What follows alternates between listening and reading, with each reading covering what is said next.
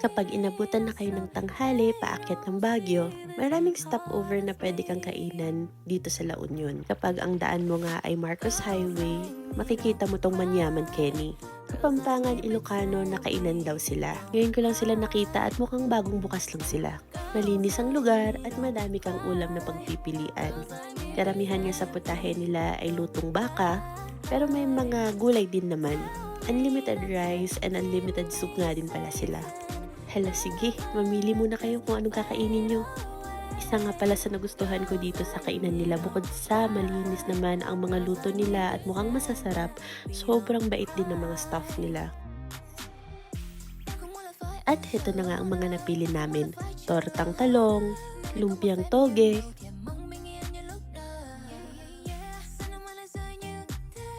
kalderetang baka, at para sa mahilig sa sabaw at pinapaitan, ito nga ang